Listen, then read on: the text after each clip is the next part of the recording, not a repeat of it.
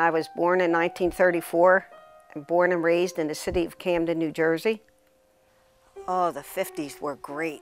The pressures weren't there like they are today at all. Life was very simple. Oh, Camden was very, very prosperous. We had a main street called Broadway, and all the shops, fine shops, were on that street, and I traveled it all the time.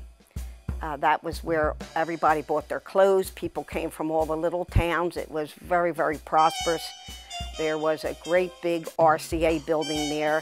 Many, many people worked there and made a good living.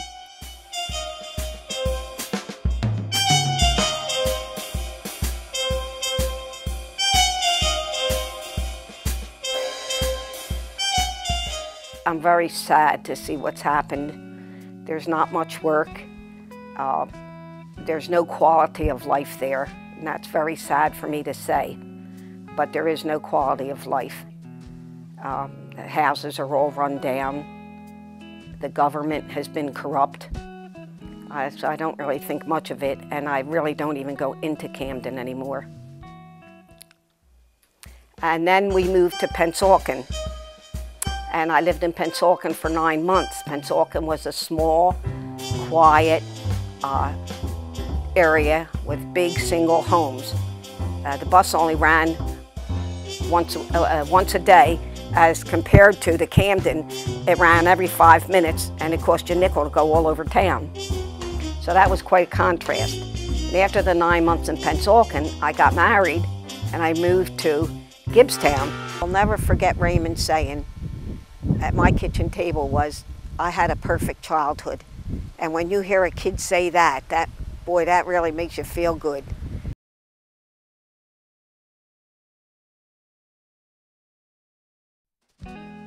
My father was the best father anybody could ever ask for. He was, what I remember the most, I think, was that he was so fun-loving. He was the party guy. He really was. I remember, one of my vivid memories is Christmas time, when we would go visiting at Christmas. Instead of knocking at the door and ringing the doorbell, he would get his trumpet out of the trunk of the car and walk around the house playing Christmas music until somebody came to the front door. And we never knocked at the doorbell. We never knocked at the door or rang the doorbell. He would just play and play and play until somebody answered. Oh, his music. He never went anywhere without his trumpet. His trumpet was in his car at all times. And of course, after he had 2 beers, he wanted to know, did I think he should take his trumpet out? So of course I always said yes, because I knew that's exactly what where he was going with it. But he was a fine, fine musician. 10 days before she was to be married, my husband, who was then in excellent condition and good health, suffered a massive cardiac arrest. I remember it vividly. It was the week before my wedding, and I was home. Your father, wasn't your father at the time, but was my fiance at the time, had gone to the dentist, and I was home by myself, and I got a phone call. I'm not sure who I got the phone call from, I don't remember, that my father was in the emergency room and that it didn't look good, and that I was to get there immediately. He was hospitalized and had severe brain injury. He never fully regained any of his faculties from that day on. He was in a rehab situation in 4 different hospitals for a period of 20 months, at which time I took him home and took care of him at home. Well, he stayed in the hospital for a long time. We ended up going ahead with the wedding because the hall wouldn't refund us any money or anything. So I left it up to the decision of my mom, and she wanted to go ahead with the wedding. So we did. And when we were on our honeymoon, let's see, we had the wedding, and it was surreal. It was not quite the same because I didn't have him to give me away. And when we got married, and as part of our, when you drive around beeping the horn and celebrating, we went to the hospital instead and went to see him. And I had this vision that when he saw me in a wedding gown, he would come out of his coma. But it didn't happen. And I remember walking into the hospital in my wedding gown and everybody looking at us.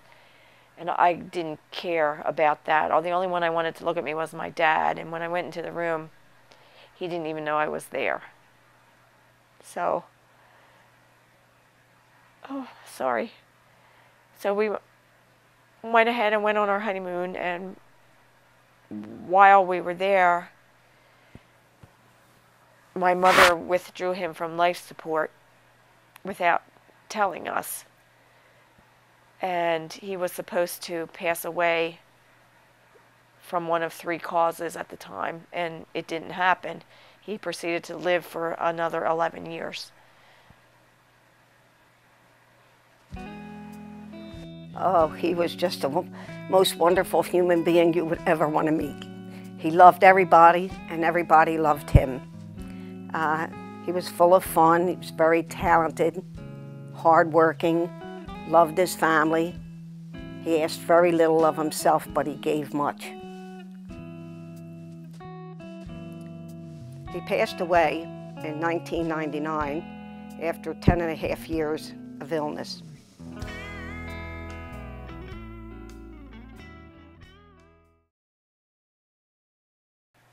I knew something was wrong instantly. And I got angry because she acted like nothing was wrong.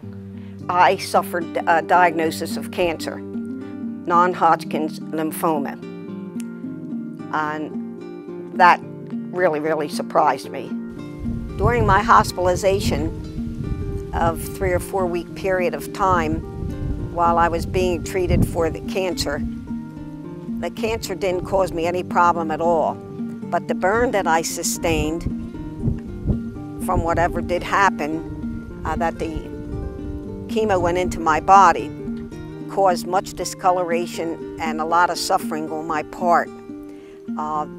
The skin was actually burned through. One doctor told me the hole was big enough that he could put his head in it. I remember the nurse came and my mother was laying on the bed and they took the dressing. They were trying to take the dressing out, but you have to remember that the hole in her chest was deep enough to put a fist in. And the pain was excruciating. And the nurse was really sweet, and she was trying to change the dressing. And it got to the point where my mother was screaming. But after each scream, she was apologizing. It did happen. Why it happened, or whose fault it was that it happened, I don't know until this day. But it did happen, and because of it, I had to be treated for a whole year. I had to carry a wound pack. A wound pack is used to heal the inside wound and extract all the bad stuff that comes out of the wound. So I wore that for like 2.5 months. And then after many debridement treatments, I then had to end up getting plastic surgery to cover the hole that was in my arm. I didn't know how anybody could survive with a hole like that in their body. It was that big. To this day, it's a miracle to me that she's alive.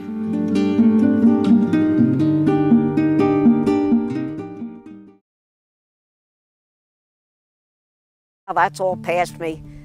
Everything's in the background, and that's a good thing for me. I did everything I had to do when I had to do it, and God gave me the strength to handle everything I had to deal with. And then now it's sort of my time, and I'm enjoying every bit of it. I really wasn't surprised one bit. Because she had such a positive outlook and attitude, and if anybody could beat it, she could, and that we prayed a lot, and truthfully, I wasn't surprised. It's wonderful. I wasn't ready to lose her, that's for sure. Even though she can be a pain sometimes and hard to take, I wasn't ready to lose her. All I strove to do was to get well, get out of the hospital, and get my life back together, which I can truthfully say I have done, and even more than I ever thought I would do. Oh my God, she found love at 77. Who would have thought it?